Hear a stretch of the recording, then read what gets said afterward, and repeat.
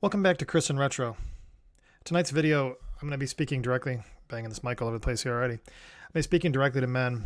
I've had a number of personal interactions with friends of mine over the last few weeks that really made this video something I feel like is necessary to make. I've got a friend that's a veteran. He's seen combat, seen some pretty awful things in combat. He's a law enforcement officer. He's reaching a stage, his childhood trauma and some things like that I don't think he's ever really dealt with appropriately. And now here he is, almost post-career, and finding that he's isolated and his relationships are crumbling around him, and he's not really finding a lot of solutions. And he is a Christian, and he sees God as, as a resource for him, but he's struggling with his mental health right now and trying to sort all that out. I've got another friend that's, marriage has been on the rocks for a while, and they have stages where things are well and things are not well. I have another friend that has very serious health problems. And is looking at what does that mean for his life and raising his child and his career. I've got people that are around me that have had loss in their family, a sudden tragic loss. There's all these things that are kind of bubbling up with a lot of people in my life, and I'm noticing that men particularly are having a hard time dealing with this. We've had this society that's told us as men that we're not supposed to behave a certain way now. They call it toxic masculinity or whatever else whatever label they want to put on us for being who we are born as.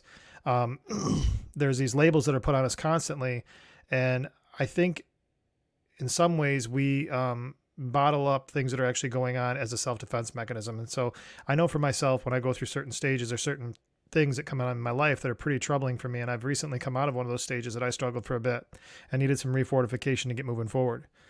There's different things that impact us. You think about divorce, as a male, if you loved your wife and you were going through divorce, or even if you, at one time loved her and you currently, the relationship got to a place where you mutually agreed it's over with, there's still that painful stage of the tearing apart of a home. You look at money issues. Money issues are pressure for everybody, especially if you can't find another solution. If you're in a trade or something, there's only so much you can do for money, but yet the bills keep piling up.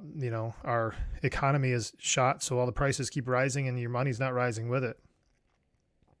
Some of us, our 50s, we start to look at mortality. I've got people that I've been acquainted with that have dropped of heart attacks, or had a couple people younger than me passed away during COVID, which was weird, to see that. And, our minds still see us as younger men, but the reality around us is that we're getting older to a point that, now people, their lives are coming to a close in our same age bracket. Undealt with trauma. There's a lot of us that, I, through my addiction, caused myself a bunch of legal problems that I had to really face some of the things that were going on with me and my mental health. But many of us, bottle that up because it's, that's not something you deal with. We're raised certain ways and we're told to not deal with that. And then the other one that's really, I think, is huge is regret and resentments. So I think as men, we a lot of times look back at what coulda, shoulda, woulda been if we made just one more move or one less mistake. But the other side, too, that really kills us is the resentments that we have towards other people, the things that they've done to us that caused us to have a life that we didn't really want. So we hold on to those things. I look at my own life and those feelings that I've had. And if I start looking at the circumstances around me, and I keep bottling that up, it's only tearing me down.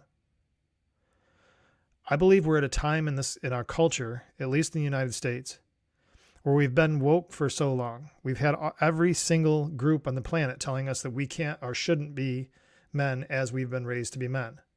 I'm not saying be abusive, but I think there's nothing wrong with being defensive of your home, being defensive of your family, taking a posture that is a male-dominated posture.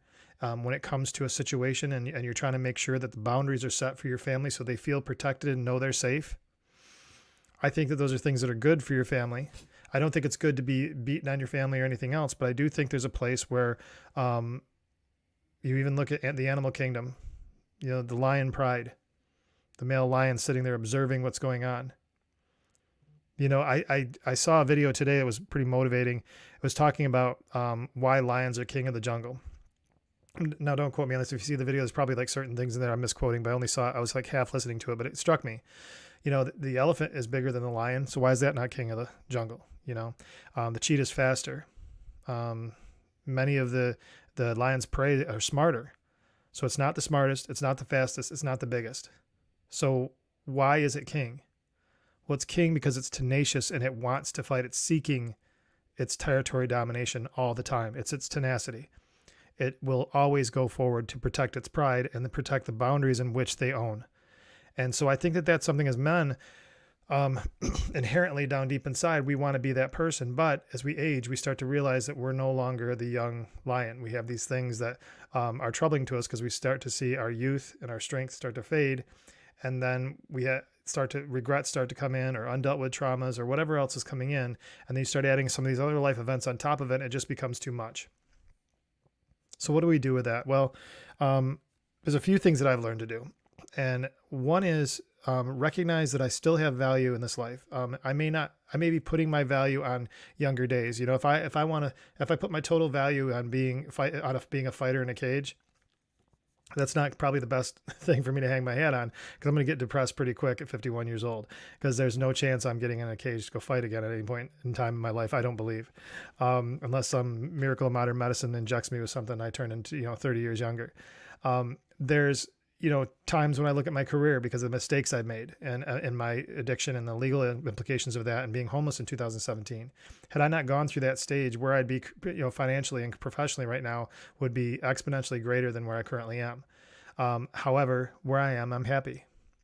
So you take stock of what you actually have and what it is that you can find peace and solace in. And for me, I enjoy my career very much. It is every bit what I would hope to have had in a career at this point in my life, something I'm happy with, something that drives me and matches my skill set. So what else, that season time out, I could regret the amount of money that I lost through that and the amount of time I lost in earning potential and what it meant for my retirement, and that I don't have one currently right now that's worth anything. But I can look at my life quality with my career, and it's much better than it would have been. So take stock in where you are and what you have to offer. For me, I'm reasonably in decent shape. I'm healthy for my age. And, those are all good things too. I might not be a bodybuilder. I might not be fighting in a cage. I might not be playing soccer, but I'm healthy for my age. And it allows me to be functional and still be able to defend my home as I need. We get hung up on the things that haunt us so much that it's kind of like addiction. Candidly tonight, it came out of nowhere. And I was telling Sam, I was having an alcohol craving tonight that was baffling to me. It just out of nowhere. We were driving by. I saw a bar that was there, and it was a open window thing. And I saw this bar, and all of a sudden, instantly, I'm having this craving that I'm having to fight through. Very bizarre to me that came on like that. But again, if I absorb myself in just that craving and not in the totality of the experience that my life currently is, I could find myself in trouble. So I guess it comes back to the few suggestions, and here's one. One is, don't isolate. As men, as we start feeling ourselves in these certain circumstances, we tend to isolate. Worst possible thing you can do is to get tough, circle the wagons, and isolate because you've got this. Worst thing you could possibly do, because you don't. Anything with mental health, trauma, or anything like that you're dealing with that's starting to build up with you, you're not tough enough. I'm telling you here right now, you're not tough enough. There's nobody tough enough. It breaks the greatest and baddest of men. In the darkest stages, the second one would be, in the darkest stages, make sure you connect with somebody. Now, if you're anything like me, when you're feeling a certain way, you don't really want to talk to anybody. You don't want anybody bugging you. You certainly don't want to be talking to anybody about your feelings. But in those times, take 5 minutes, call somebody. Just get it out of your face. Get whatever it is in your head, at least let some of the pressure out in a conversation. You don't have to cry all over everybody. You don't have to tell them all your deep, dark secrets. But sometimes just saying, look, I'm feeling that crap right now. I'm not sure what's really going on. If you have somebody that's a believer in God, ask them to pray for you. If it's a situation where you just want to get it out and say, I'm feeling a certain way, have you ever experienced this? Let them give you their input on it. Maybe it'll give you a new way of thinking. But the point is that don't isolate, and also make sure that when things are getting really, really dark, speak it. So tonight, for example, when I had this craving, I spoke it and it was gone. For whatever reason it came on. I don't know what the trigger exactly was. Maybe it was the warm weather and seeing the bar and kind of like thinking of how fun partying is. And then I play the tape backwards and realize how sick that stuff made me and how much it ruined my life. And then all of a sudden I'm good to go. But I had to get it on my face for a minute to let my mind understand that I was onto it. I realized it was lying to me again. One basic tool you can do is, if you're finding yourself that you're isolating and you're not really willing to talk to anybody, change rooms. Change your patterns. Don't get out of bed, go sit in a chair and watch TV, and go, to your office and do the same cycle every day to do your work, or change it up. Get outside. If it's raining, snowing, whatever else, get outside. This is particularly important when you're going through relationship breakups. The most claustrophobic thing for me in the world is losing a relationship. I don't know why it is, but it always closes in on my head and I feel like I'm choking. because what I was, my expectations of what life was going to be was suddenly erased, and there was no more I could get myself out. It was just, this is what I was going to have to face. So it feels very uncomfortable, and it feels like I'm being restricted. And so a lot of times I'll have to get out of the house and change my patterns that way, and that helps. And then the other thing too is that I think, not even so much just from the health implications, but workout, any type of workout. If it's, if you do just 5-10 minutes of push-ups, sit-ups, or jumping jacks, or whatever else it is, but get your body moving and thinking about something else. Really, really important. And these are all things that help us get out of our mind so that we're not obsessing over whatever it is that's bothering us, and you give yourself at least a little bit of a break so you got some stamina. Expose yourself to new input, new stimulus. Read a book that's not on the subject of, if you're going through a divorce, don't read a book about how to get over divorce. Read a book about, new thinking, or how to be more influential, or something along those lines that kind of just get your head outside into another train of thought. And then I'm an advocate for this, and I've talked about it on the show. Volunteer. Invest in other people's lives. If you're not willing to have a conversation with somebody to deal with your own demons, then go invest in somebody else's life and help them deal with theirs. Go to a food pantry, go to, some kind of a street work that's, handing out sandwiches and toiletries. I don't know. There's a ton of that stuff around. Just volunteer, get around other people, get yourself a new stimulus. The last thing is, and for those of us that believe in God, in these times, I know for me, when I'm going through my darkest times, God is somebody that I know is there, but my faith is usually pretty shaken, and I'm not 100% on board that I got the whole program figured out, and sometimes even doubt if I even know what's going on with that whole thing when things are really going bad. And that's on me. God's never really left me or ever done anything like that, but my mind plays these games on me. So I made I've talked to you before about how I have a TikTok that does these inspirational things, and tonight I was just inspired as I was going through this subject matter, and I was thinking about this. I'm just going to share something with you real quick. This is the TikTok tonight. If you get a chance to go out there, please check out my TikTok and follow me on Instagram and TikTok. I'd appreciate that. But tonight's TikTok, there's music with them, so I'm not playing that part of it. You can go take a look at it. There's some animation with it. But no weapon formed against you shall prosper, and that's Isaiah 54:17. It's just a piece of it. But that to me was important tonight because of my faith. So all these suggestions I've given you are practical suggestions. They work, and they've worked for me. No weapon formed against you shall prosper. Again, that's on TikTok if you get a chance to get out there. But the reason I bring that up is that if God is a portion of your life, I have to understand that this is a promise that's been given to me. That if I'm in line with what he's asking me to do, that I don't have to worry about being overrun by whatever it is that's going on in my life. I just have to see it through as another lesson that I have to fortify myself in some capacity that I currently am not ready for. I'm learning new tools. If you can look at, as I was talking to my friend last night that's struggling with his, I think probably PTSD and a bunch of other things. I think what happened is a lot of times we get away from like our first foundational, like either conversion to Christianity or the early on sobriety or whatever point in our life when we had our greatest moment.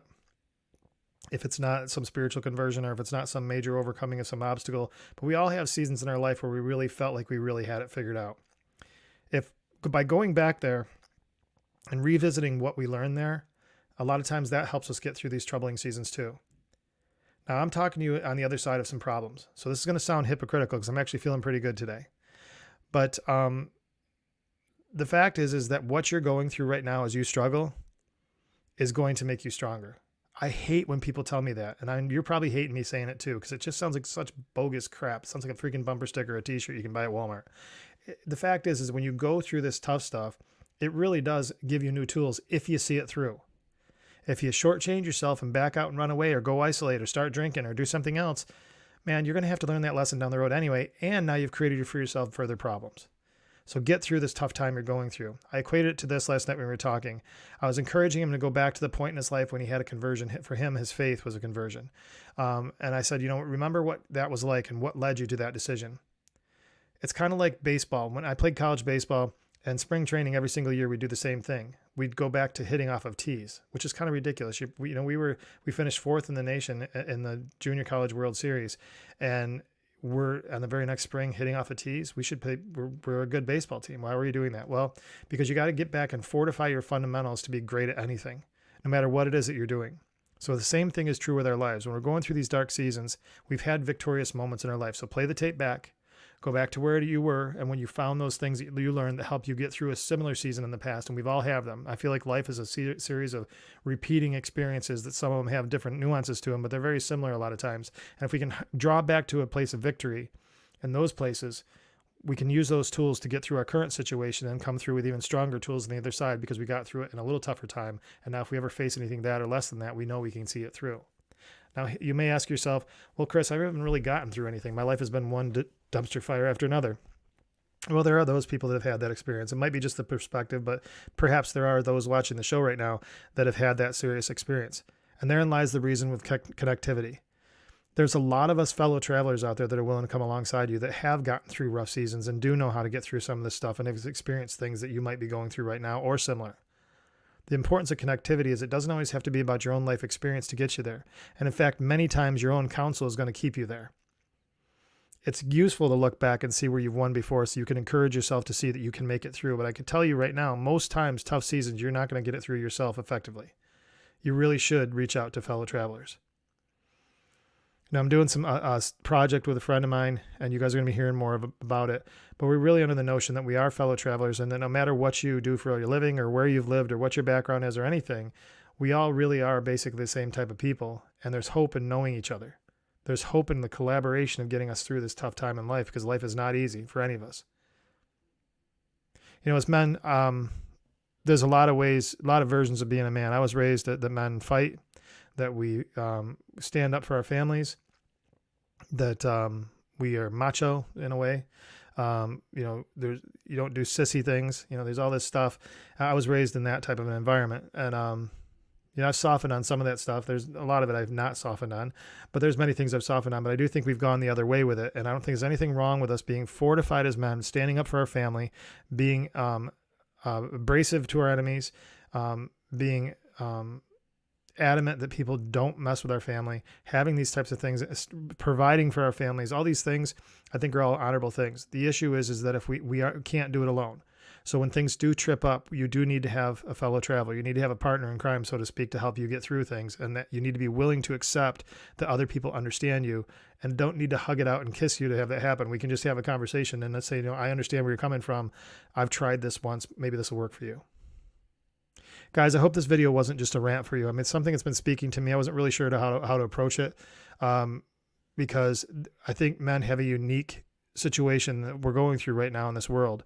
And I think it's the biggest mistake we can make is to think that nobody else understands, because we do. And like I said, it doesn't have to be a big hug fest or kumbaya fest to just have somebody reach out to somebody and say, I need to talk. Because it is effective. It may not fix your problem, but it lets some of the steam off while you fix your problem. Guys, I really appreciate you guys watching the channel. Please like and subscribe and comment. I hope this video was useful to you. Share it with somebody you know is struggling. You know, this does hit home for me. There's been many times I just have chosen not to reach out to people. This recent season I went through, I definitely tried to do it on my own. It was not wise, and I really put myself through the ringer. Trying to stand for my family, trying to do what was right, trying to, you know, be tough enough to get through it, and that doesn't always work. It can really take its toll on you as a human being, and it certainly was starting to with me. Guys, check out my TikTok, check out the memes.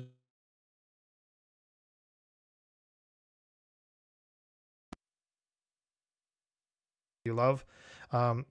Again, please, if there's comments you want to make on this, I'd love to hear them. I'd love to interact with you on this video. Please spread the word about this channel. I'm back at it again and really starting to put some energy into the content again. But guys, you know, between now and the next time we talk, please stay out of trouble.